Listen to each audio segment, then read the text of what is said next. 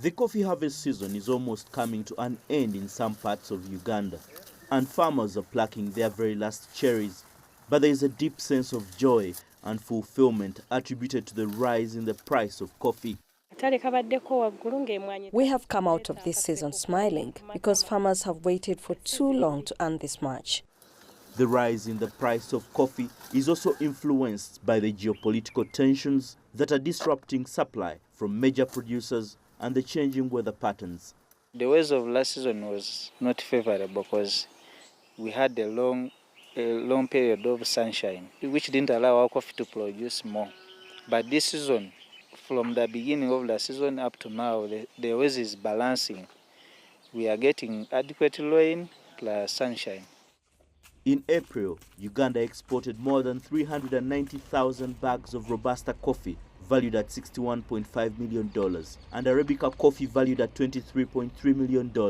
Latest figures indicate the average price of a kilo was $3.62, about US cents 95, higher than $2.7 per kilo the same month last year.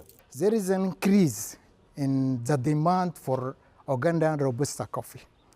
Not here only in the Middle East or the nearby African countries, but even the Europeans. We are now, I think, competing with the Vietnamese and as well as those Brazil and other countries. However, earnings for local processors and roasters are not as much because they now have to pay more for the raw materials. As coffee prices rise, the direct cost of sourcing beans increases significantly. This impacts the overall cost structure of a business like this cafe, leading to tighter profit margins. Juliet Nantongo runs a small coffee shop in the city. She faces a tough decision about whether to pass increased costs on to the customers.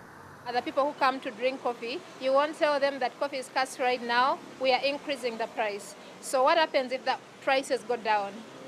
You know, will you still tell them that the prices have gone down? Now the cup of coffee is cheaper, you know? It is very hard, so most of the times what we do is to keep the prices constant. Europe is the main destination for Uganda's coffee exports, but the country also ships to Sudan, Morocco, Egypt and South Africa. The coffee value chain supports about 1.8 million households in Uganda and contributes about a third of the country's export earnings. This recent rise in coffee prices offers a better income for many farmers who have long grappled with low and unstable prices. Mike Kobaleke, CGTN, Kampala, Uganda.